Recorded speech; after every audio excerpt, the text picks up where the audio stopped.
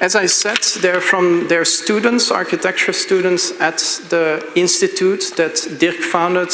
Was director for the first 3 years. This nice, intensive collaboration between Addis Ababa University and ETH.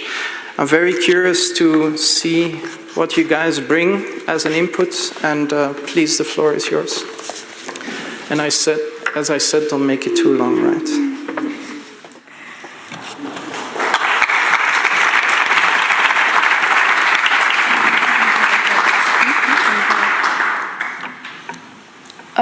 Okay, thank you very much for the beautiful words, Philip. And Mr. President, ladies and gentlemen, I don't know how to speak German or Swiss German, but I'll try to say this right. Guten Tag, and good afternoon. Before we start presenting today, we would like to stretch out our gratitude to all who have worked so hard to get us here, and we are honored to stand here and present and represent our country, city, and university. And our most heartfelt gratitude goes out to Dirk Hebel as well for pulling us into here and getting us to do this, because I know you've worked quite a bit for this one. And I'll just use one word, one sentence from what Professor Bloch said earlier by looking at the past. And that is how we are going to start our presentation. This is not a conclusive presentation of any sort, and it's just to present one of the cases of urbanization trends and history. And it's also to inform about the new research that's going on, and that will be presented on October 9 in EIBC in Addis Ababa, Ethiopia. This is just another story that we would tell you. And this is myself, I'm Tawda Joshatu, and this is my partner, Alfa Yacob. We have two of our other colleagues joining you later for the podium discussion, Hiwate and Mikael. So we are going to start with urbanization trend title, and we're looking at Addis Ababa with the title What Was, Is, and Will Be, and we are just gonna run through it, and please bear with us. So we're going to see the urbanization trend of 125 years in 15 to 20 minutes. And to help us formulate a structure for our presentation, we classified it in terms of the three political regimes. The first one you see from 1896, all dates are in European calendar, Gregorian calendar. From 1896 to 1991, we coined it as the past. From 1991 to 2012 till today is the present, and from 2012 to 2050 is what we assume to be the future and what will be. So we'll start with the time of Aze, or Emperor Minilik. Aze means emperor in Amharic. And whenever we start to tell a story in our language, you use these, the red one. One person says tarat tarat, and the other person says yalam barat. And this is an equivalent of once upon a time. Once upon a time, there was a queen with an emperor for a husband. Her name was Aitu, and he was Aze Minilik. And Etege stands for queen, the mother, or the protector. And she knew what she wanted, and she gets what she wants, always. As it's not very, because she got a city. Who gets a city? Only her. And she saw this place from a mountain called Ntoto, which is on the northern part of the nowadays Addis Ababa. And this was just a barren land with a couple of vernacular houses here and there, and just with a lot of potential in it. And she saw also a flower, which is yellow in color. And this flower she hasn't seen before this time, so she called it Addis Ababa, means new flower. And she also saw a warm natural spring bath, also known as the Filuha. This was what got her to stay here. Not the flower, not because she was an empress, but she liked this. And this is basically now here there is one very huge building where people go there to pay and take take a bath or a shower with natural hot springs.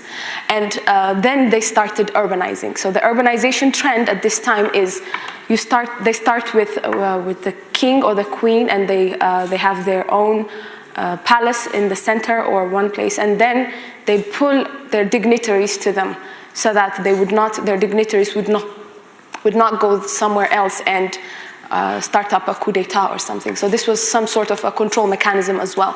And so this was the Gibi, or the main palace, and the ones you see here with big compounds are the houses or the residences of the dignitaries. And the dignitaries also needed servants and peasants, so they also pulled them to themselves. So the small ones, the small dots you see here are the houses of the servants and peasants for the dignitaries. So there's the palace, there's the dignitaries, and these are the peasants. This is a typical lifestyle. Then we go with the second one, Emperor Haile Selassie. The Emperor Haile Selassie had 2 phases before the Italian occupation and after the Italian occupation.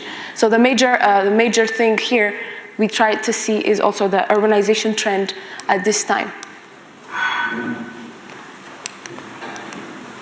So yes, this is the emperor. I'm just going to try and read the name in the two languages. ግርማዊ ቀዳማዊ አፄ ኃይለ ሥላሴ ሞአንበሳ ዘእምነገደ ይሁዳ ንጉሠ ነገሥት ዘኢትዮጵያ ስዩመ እግዚአብሔር. This is the Amharic version. And His Imperial Majesty Haile Selassie I, conquering lion of the tribe of Judah, King of Kings, Emperor of Ethiopia, elect of God. Such a very long name. Imagine having this on a letter you send out to Italy or somewhere. It's going to be 3-4 lines. But we're just going to use His Imperial Majesty Haile Selassie. So at this time we got exposed. We got exposed to higher education, and we got exposed to the world as well. And he was such an intellectual guy, and he came up with these concepts of having universities in the city. We had 3 universities in the capital city: the Addis Ababa University of Law, the Addis Ababa University of Commerce, and the Addis Ababa University of Technology. The technology is in 2 parts: the northern part, which is basically the engineering school, and the southern part is our school, that now called EIABC. And this is the keystone from the first university in Ethiopia. And then education was given due credit, and people started learning in higher education, and people started graduating as well.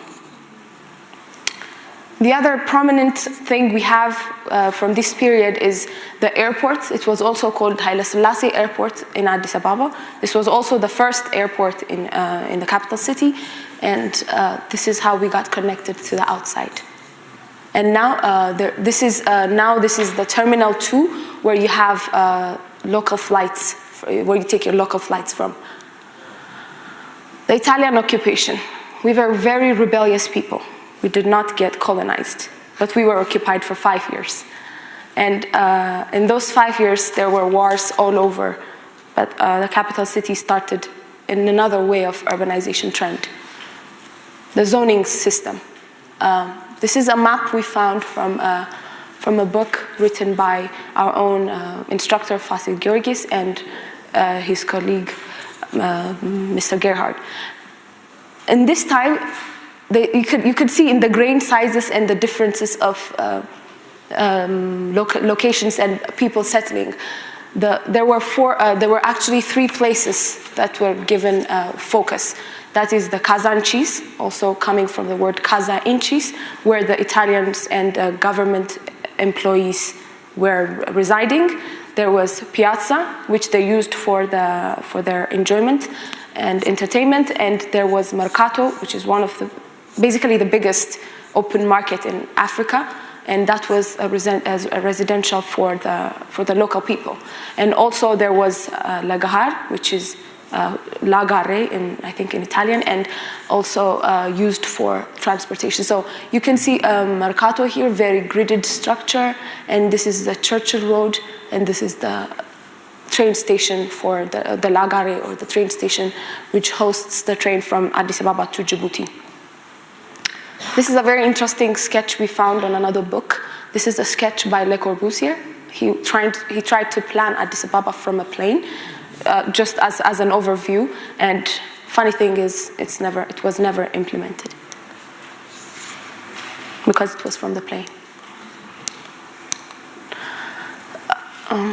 This thing is going too fast. Okay, the Emperor Haile Selassie period 2 was where we were finally on our own, and we were struggling with growth. And His Imperial Majesty also was a very good orator, and he went out into the AU, the African Union, and represented Ethiopia and East Africa in there. So we were growing out as well, physically growing out, psychologically growing out, and opening up to the world.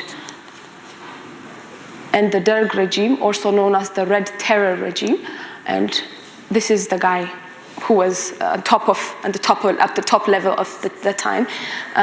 His name is Mengistu Haile Mariam, and Gwad is like a prefix, like president or Mr., Mrs., and whoever was a government employee or a military employee was also named as Gwad something. At this time, we were going into this social kind of viewing things, and we had the first few apartments on the Bole Road, that is from the airport to the Meskel Square, or the biggest square in the city, and we started living in a social way rather than small houses here and there. And these two are one of the first few built at that time. We're going to start with the new period, with the new time, and I will just leave the floor to my colleague, and I'll be back to tell you about the future. Thank you for listening.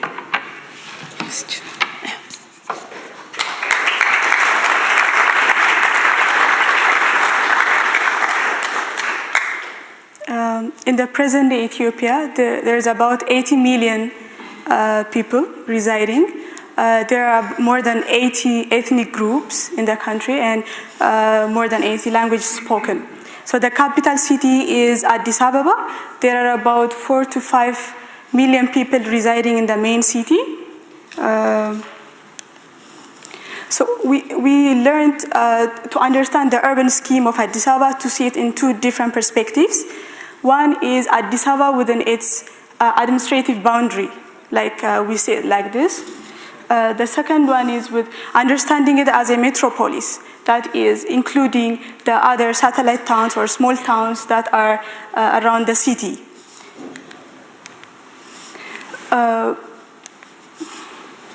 When we look at this, generally there are 5 major gates that connect Addis Ababa to the immediate surrounding, and the cities are found along those roads. On those roads, there are small developments that come along due to the connection, and that illustrates a kind of rural growth, a linear kind of growth. So it's one implication how the city has a rural character in it, and furthermore, within the total area, about 20% of it is for infrastructure, mainly road, but only 20% of the total population use it efficiently. I mean, they use it mainly. So the remaining 80%, they are basically dependent on other systems. They have their own social institutions. Transportation means they must also walk. So this also illustrates how rural character is embedded inside the city. So I would like to tell you 2 more stories which will illustrate this situation. So once upon a time, there was a farmer who used to live in a faraway village in northern Ethiopia, in a place called Gondar, and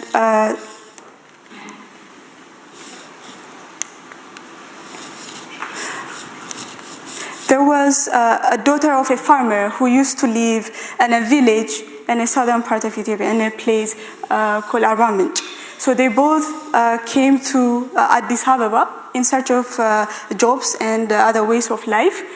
So they met there, they got married, and they gave birth for 5 children. So they started to use their skills, the skills they learned in the countryside, to support themselves, to raise their children and to mingle with the neighborhood. So they started vegetable farmings in their area, and then they also have dairy farming there. So through time, their children, they grew up. 3 of them, they went to university and they got a job in the city, but 2 of them remained in the house and they kept on this tradition. So this shows how the migrants from the rural area get into the city, mingle with the city, influence the city, and they also get influenced by the city, by the urban system.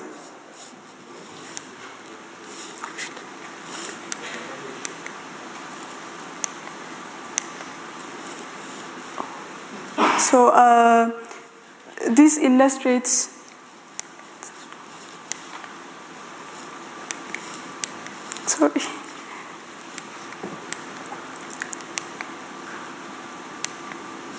This illustrates the transportation scheme of the city.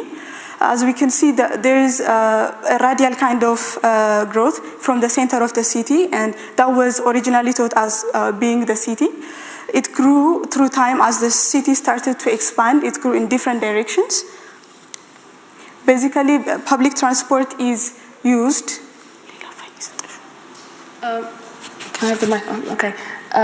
This is basically how it works. You either walk in the city, or maybe you take a taxi from in the city. That's the blue taxis, or you. You take a bus. This is the Ambassa bus, or the big bus we have in the city, and this is one. And the red one you see there is the. And that's the red one you see there is the new proposed LRT. I will explain this in detail when we get later to the future part and what we have to say about this one. Sorry, we accidentally gave a different version of the presentation, but we'll just keep on going. Sorry. I will tell you another story. I'll continue from that. A farmer who lives in one of the cities in Debre Marcos. He is a young farmer.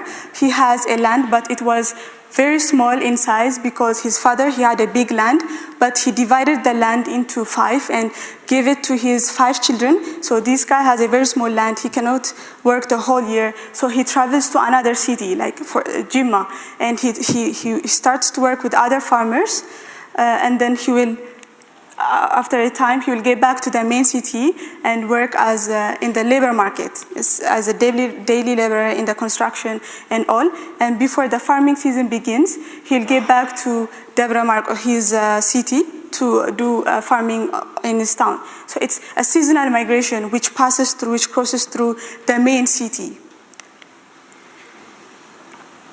On the other hand, urban sprawl is also a major concern in the city. This happens when people from different parts of the city come and they want to live in the city, but it's very costly and hard to live in the center of the city. But they start to stay at the periphery of the city, and then they commute every day to the center for work and commute back in the evening. The other case is when the city grows, when life becomes very costly in the center, people will start to rent their houses or sell their land, and they will go to the periphery to live there. So it will be less costly, and they could earn from the rent or so. So when we come to the housing scheme, there is a very huge demand for housing in Addis Ababa because there is high density, there are 4 to 5 million people.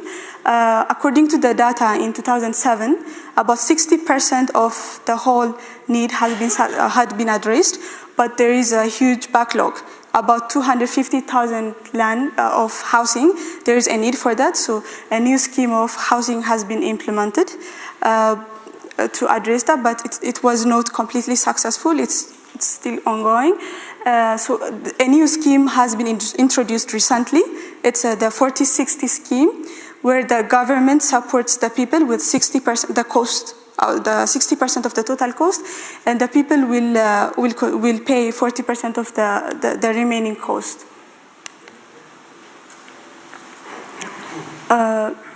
When we talk about the economy, generally as the growth of the city, in the center, in the first image, we see the core of the city is smaller, and then there is the mid-suburban area, and there is the suburban area. So there is life in the center is a bit more costly than the others, but through time, the core of the city has grown up as the city expanded and people got money, they started to invest and all. So it got bigger, and the suburban area, it is pushed out, and it even came to the boundary of the city. So the urban sprawl could also be associated with this one. People started to go out of the center because it's becoming very hard to live in the center. This is a picture from Mesqal Addababai, from one of the centers. Many people in the city, they go abroad for work, and they come back after some time to invest and live in the city. So they come with a high value currency. So especially when compared to birr, our currency, it has a huge value. So they invest, they inject that amount of money into the system. They build and all. So this has an influence on the total economy. There's a bit mismatch between the economy of the city and the capacity of the people to spend. So this is a bit about a general scheme about the farming in the city. There are basically two major river shades, this one and this one, that start from the highest point or the origin of the city down.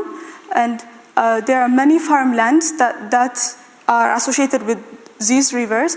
The greens also associate these rivers, these green areas are along the river sides. They harvest, they produce vegetables and support the city. They contribute a lot for the city. And those farmers have associations. They are in different parts of the river, but they integrate together with different associations. That's how they organize and all, but they don't have a legal map to reside there, but they have different services. The government recognizes them as important, but since they are squatting alongside the river, it's a bit challenging concerning the urban planning. So.